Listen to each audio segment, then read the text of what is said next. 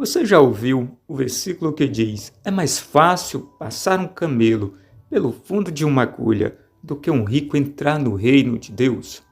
Uma interpretação errada deste versículo leva muitas pessoas a achar que não há salvação para os ricos, porque se não houvesse salvação para os ricos, que seria então de Abraão, Isaque, Jacó, José ali na terra do Egito? Homens como Davi, Salomão, além de outros homens que foram prósperos em suas gerações, até mesmo usando aqui o exemplo de Jó. Se você deseja entender um pouco mais à luz da Bíblia sobre este tema, te convido a assistir até o final este vídeo. Também teremos uma oração para abençoar a sua vida. Se você é novo aqui no nosso canal, peço o seu apoio, se inscreva, deixa também o teu joinha e vamos estar compartilhando esta mensagem para que assim a palavra de Deus esteja chegando a mais vidas. Meus irmãos, para que possamos entender a palavra de Deus, precisamos estar sempre lendo a mesma, estudando, para que nós não venhamos a criar confusões nas nossas mentes e, claro, não cair em toda a roda de doutrina como alerta a palavra de Deus. Foi pensando neste assunto que resolvi trazer esse estudo sobre a questão da riqueza, dos ricos entrarem no céu ou não. Veja, meus irmãos, não há contradição na Bíblia Sagrada. Apenas existem algumas pessoas que pegam textos isolados e querem defender toda uma vida espiritual ou não, muitos usam a fim de criticar a Bíblia Sagrada, para justificar as suas crenças ou a sua incredulidade. No período dos patriarcas, como já falei, houve homens prósperos. Um destes exemplos é o de Abraão. Vamos ver o que é que a palavra de Deus tem a dizer sobre o que este possuía. Vamos ler agora o que está escrito em Gênesis, capítulo de número 13, e o versículo de número 2, que diz: E ia Abrão muito rico em gado, em prata e em ouro. Também vejamos agora o que a palavra diz sobre Isaque. E isso nós podemos ler em Gênesis, capítulo de número 26, e versículos 13 e 14, que diz: E engrandeceu-se o varão, e ia-se engrandecendo até que se tornou muito grande, e tinha possessão de ovelhas e possessão de vacas e muita gente de serviço, de maneira que os filisteus o invejavam. Um outro exemplo de patriarca que também foi próspero na sua geração é Jó.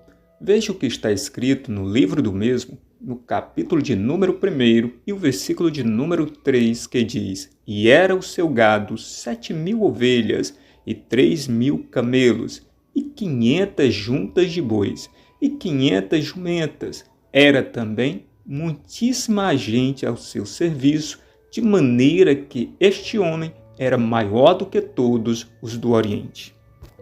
Eu poderia estar trazendo aqui inúmeros exemplos de homens e mulheres de Deus que eram prósperos no Antigo Testamento, mas acredito que estes já dão para a gente ter uma base como a riqueza em si não é um pecado. Quando lemos os evangelhos segundo Mateus, Marcos e Lucas, encontramos a descrição de um jovem que correu até aos pés de Jesus e questiona a ele o que poderia estar fazendo de boas obras para que o mesmo pudesse alcançar a vida eterna. E Jesus vai dizer que este deveria guardar os mandamentos de Deus.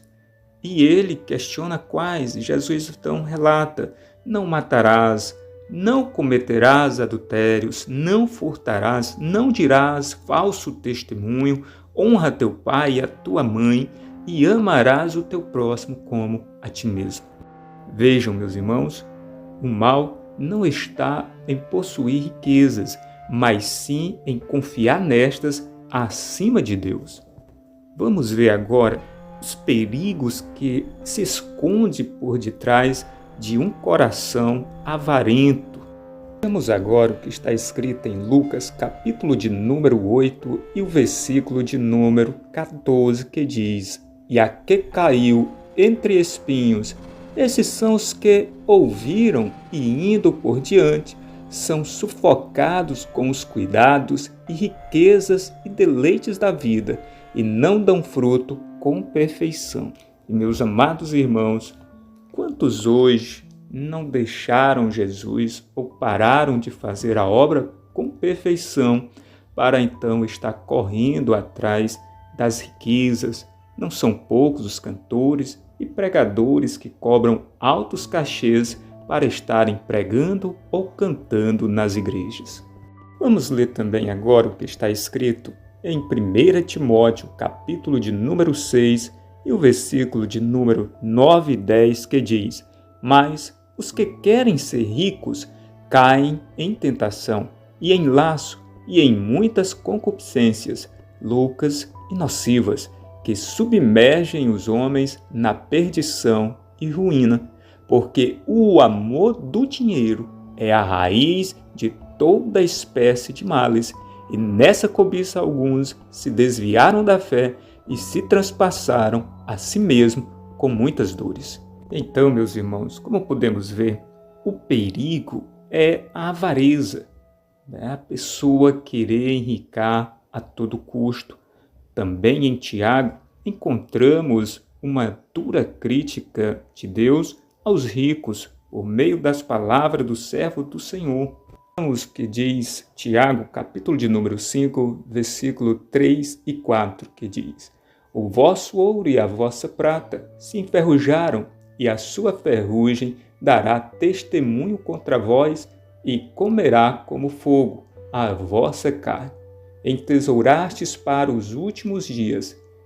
Eis que o salário dos trabalhadores que ceifaram as vossas terras e que por vós foi diminuído clama, e os clamores dos que ceifaram entraram nos ouvidos do Senhor dos Exércitos. Vejam, meus irmãos, não são poucas as pessoas que estão se corrompendo atrás de riquezas. Quantos hoje adquirem riquezas de formas ilícitas? Esses estão atraindo sobre si a grande ira de Deus. A palavra de Deus nos diz, irmãos, que o que nos enriquece são as bênçãos do Senhor e Ele não acrescenta dores.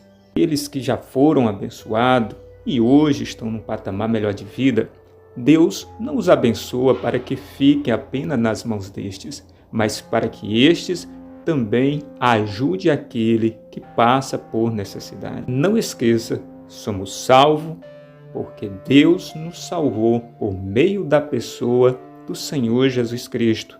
Sim, ricos serão salvos, pobres também alcançarão a salvação. O que Deus condena na sua palavra é a dureza de coração, a confiança nas riquezas e deixar Deus de lado. E neste momento eu quero estar orando por você que ficou comigo aqui até o final deste vídeo. Pai poderoso, em nome do Senhor Jesus Cristo, eu quero estar intercedendo, meu Senhor, por a vida desta pessoa, seja na área da saúde ou na área financeira. Pai poderoso, abençoa neste momento.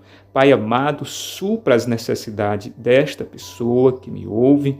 Pai amado, que haja o pão, meu Senhor, de cada dia da vida dele, que não falte a roupa para vestir o corpo. Pai, age de forma poderosa em nome do Senhor Jesus. Amém.